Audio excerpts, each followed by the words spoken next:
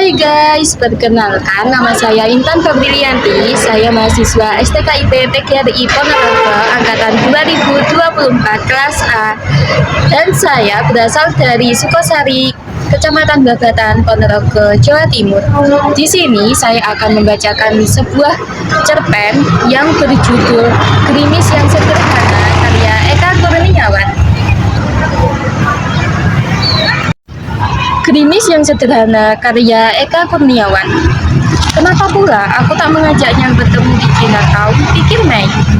Ia masih berada di belakang kemudi mobil yang disewanya dari budget di sekitar bandara seharga $30 sehari. Biasanya ia pergi dengan meminjam mobil milik sepupu atau bibinya. Tetapi hari ini kedua mobil tersebut tengah dipakai dan mereka hanya bisa mengantarnya ke penyewaan. Telah lama ia sebenarnya berpikir untuk memiliki mobil sendiri. Harganya sepertiga dari harga di Jakarta, tetapi dia masih punya persoalan dengan keterbatasan garasi. Mei belum juga berhenti. Ia sudah 2 kali mengelilingi Jack in the Box, dan dari kaca jendela ia bisa melihat Effendi duduk menantinya. Ia juga bisa melihat seseorang pengemis berkeliling di antara pengunjung restoran. Ia hanya memperlambat laju mobil tanpa menghentikannya, bersiap mengelilingi Jack in the Box untuk ketiga kalinya. Mencoba menepis kebosanan menunggu, ia mencoba mendengarkan Bad Day yang dinyanyikan Daniel Powter dari salah satu radio FM. Lalu ia memandangi wajahnya di kaca spion tengah. Ia terlihat agak gugup. Setelah 1998, pikirnya, ini kali pertama aku akan bertemu orang dari Jakarta. Kata sepupunya, kini wajahnya terlihat lebih terang daripada saat pertama kali datang ke Amerika. Ia tak terlalu menyadarinya, barangkali karena ia terlalu sering melihat wajahnya, tak melihat perubahan apapun. Ada sejumput rambut keluar dari topi Los Angeles Dodgers-nya yang dipasang agak miring. Mei menyibakkan rambutnya ke balik telinga. Ia kembali melintasi bagian depan restoran tersebut dan melihat Effendi masih di sana melahap burgernya. Begitu pula pengemis tersebut. Saat itulah telepon genggamnya sekonyong berbunyi. Mei menoleh. Ternyata itu dari sepupunya. Ia mengangkat telepon. Gimana? Udah ketemu cowok itu? Mei tak langsung menjawab. Ujung matanya melirik ke arah Effendi di kejauhan. Belum, gumamnya. Sebelum sepupunya mengatakan apapun, ia segera menambahkan. Tetapi, aku sudah melihatnya. Ia ada di dalam restoran, sedang melahap burger. Aku masih di mobil, mungkin menunggu ia selesai makan dan keluar dari sana. Kenapa kamu nggak menghampirinya? Lagi-lagi Mei tak langsung menjawab, malah terdengar suara desah napasnya. Ia menggigit bibirnya, menimbang apakah ia akan menjawab sejujurnya kenapa ia tidak juga menemui lelaki itu, atau mencoba berdalih dengan mengatakan hal lain. Di ujung sana juga terdengar desah napas menunggu, seolah tahu Mei akan mengatakan sesuatu. Akhirnya Mei membuka mulut kembali. Ada pengemis di restoran. Apa? Ada pengemis di... Ya ampun Mei, ini Amerika. Pengemis di sini nggak sama deh. Suara di sana tak melanjutkan kalimat tersebut, seolah disadarkan kepada sesuatu. Setelah bisu sejenak, sepupunya kemudian menambahkan, maaf, it's okay, kata Mei. Meskipun begitu, sepupunya tampak tak yakin dengan ucapan Mei. Ia tak bicara, tetapi tak juga ada tanda-tanda akan mengakhiri pembicaraan.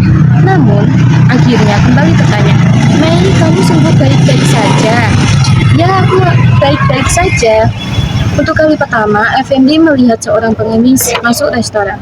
Saat itu, ia hendak makan siang di Jack in the Box, tempat ia akan bertemu seorang perempuan yang diperkenalkan oleh temannya.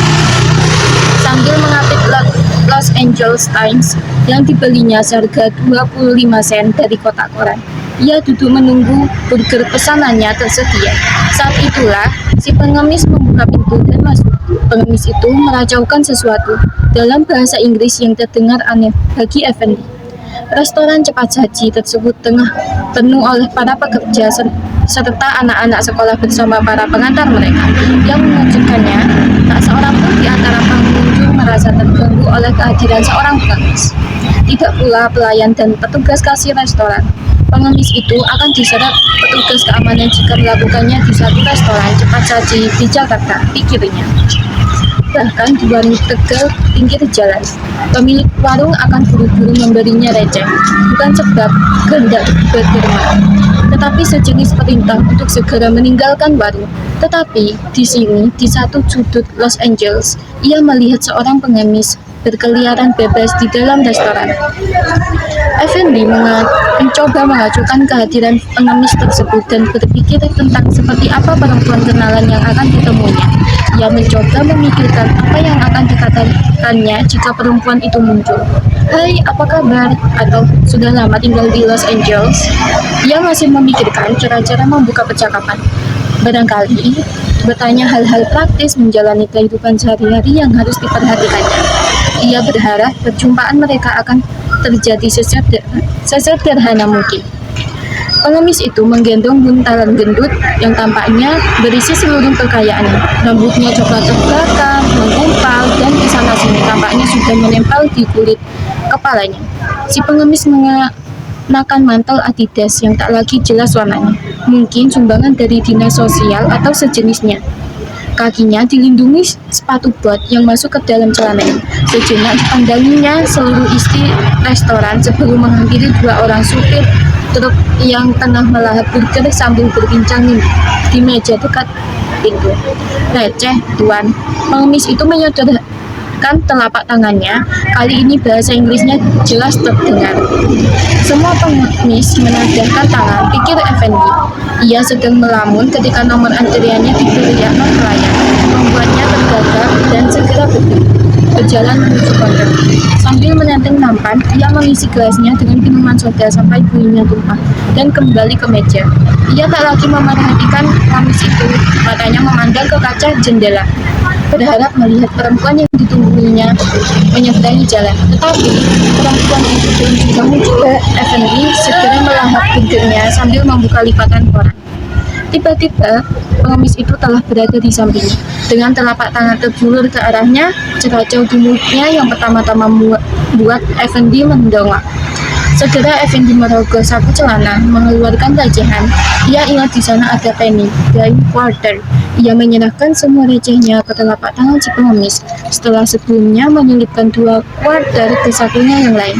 "Persediaan untuknya membeli koran besok pagi. Kuharap Tuan berjumpa perempuan manis," kata si pengemis. Ya, doakan perempuan yang akan datang ini memang manis," gumam Effendi. "Bukankah Tuhan selalu mengabulkan doa orang-orang yang teraniaya?"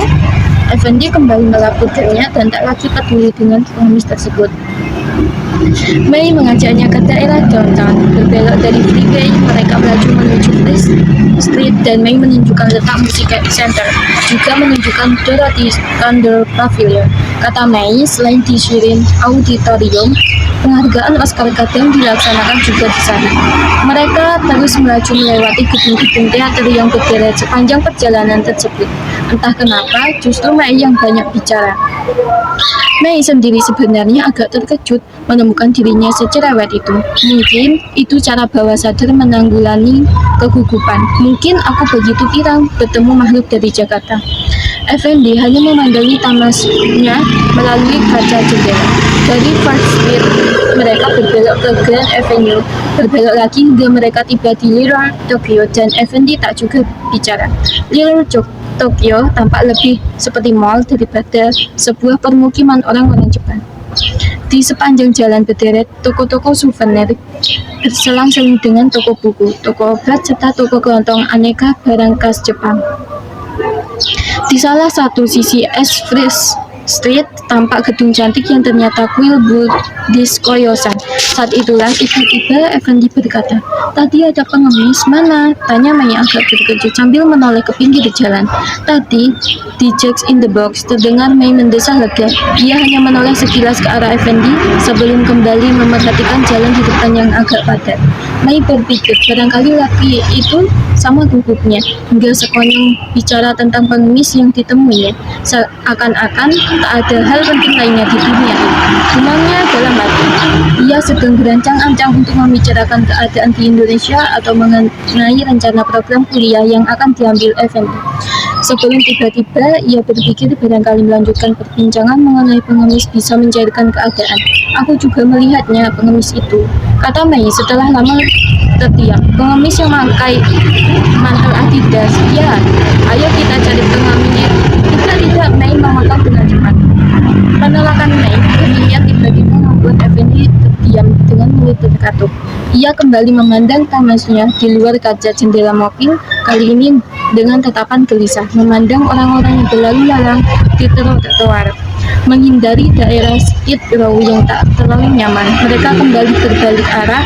Effendi menoleh ke arah Mei dengan sudut matanya. Harus mengakui bahwa perempuan itu tampak cantik dengan rambut pendek dan menyimpul dari bagian belakang topi.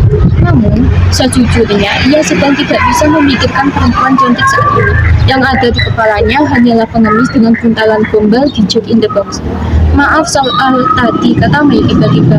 Aku agak trauma dengan pengemis. Oh, Effendi tak tahu harus berkomentar apa. Yang jelas, harapannya untuk mencari pengemis tadi serasa sirna. Paling tidak sangat jelas ia tidak mungkin mengajak atau meminta bantuan Mei untuk mencarinya. Itu membuat Effendi kembali terdiam. Meski kali ini matanya tak melayap ke pinggiran trotoar, Effendi tampak tenggelam dalam pikirannya sendiri. Pengemis tadi penting ya? Tanya Mei dengan hati-hati. Enggak, Effendi agak tergagap. Aku cuma heran ada pengemis di sini. Mei tertawa, namun mencoba menahan diri untuk tidak menerangkan betapa masalahnya apa yang dipikirkan kebanyakan orang mengenai Amerika. Setelah tawanya reda, dengan suara nyaris berbisik, Mei berkata, tahun 1998 di Jakarta, seorang pengemis nyari Mei tak melanjutkan kata-katanya, kebingungan. Gimana ya aku mengatakannya? Maaf, Effendi nyaris terperanjat mengerti apa yang tidak dikatakan Mei. Maaf, tak apa, aku sudah jauh lebih baik. Seperti anak belasan tahun, Mei mengacukan jari telunjuk dan tengahnya membentuk huruf V sambil tersenyum. Effendi membalas senyum tanpa suara itu. Kali ini mereka sudah kembali ke Fifth Street dan melintasi perpustakaan pusat Los Angeles. Gedungnya tampak aneh, sejenis percampuran gaya Art Deco murni dengan struktur kaca yang menjulang getah ke langit. Kedua saya aku menceritakan sesuatu, tanya Effendi tiba-tiba. Ya, aku memberi pengemis itu semua kerjaan itu, hanya menyisakan 2 kuartal. Mei menoleh dan tersenyum, menunggu Effendi melanjutkan ceritanya. Effendi menahan napas dan membuangnya perlahan. Ia berkata tanpa menoleh ke arah Mei. Aku tak sadar cincin kawinku ada di saku celana. Sekarang nyenyak bersama raja-raja itu. Mei kembali menoleh dan terseru. Apa? Bercanda kan? Cincin kawin? Ya, cincin kawin. Effendi mengangguk sambil tersenyum betul. Bagaimana bisa cincin kawin disimpan di saku celana? Tanya Mei sambil melirik ke jari-jari tangan Effendi. Jari-jari itu memang polos kan? Tanpa cincin kawin. Effendi tak mengatakan apapun, bahkan tidak menoleh ke Mei, hanya memandang ke depan. Sisa senyum kecutnya masih membayang di bibirnya. Sekonyong Mei mengerti situasinya. Perempuan itu tertawa tak tertahankan, seolah inilah hari paling lucu dalam hidupnya. Ia mengguncang bahu Effendi dan menghentikannya mobilnya di sisi kanan. Ya, aku tahu, kata Mei sambil menahan tawanya. Aku juga pernah kenal seorang lelaki yang selalu mencopot cincin kawinnya setiap bertemu perempuan baru. Effendi segera menghindari tatapan Mei, menahan senyumnya sendiri. Mei mengambil tisu dan mengusap ujung matanya sambil membetulkan topi di kepalanya. Serta masih ketawa kecil, ia berkata, baiklah, ayo kita cari pengemis itu. Ia menoleh ke belakang, berancang-ancang untuk memutar mobil yang dikendarainya. Lagi-lagi kemudian Mei tertawa sambil memukuli kemudi dan berkata, hampir 10 tahun dan aku belum pernah ketawa serupa ini. Lelaki memang tolol sekali ya. Mei masih tertawa yang sederhana. Sekian, terima kasih. Assalamualaikum warahmatullahi wabarakatuh.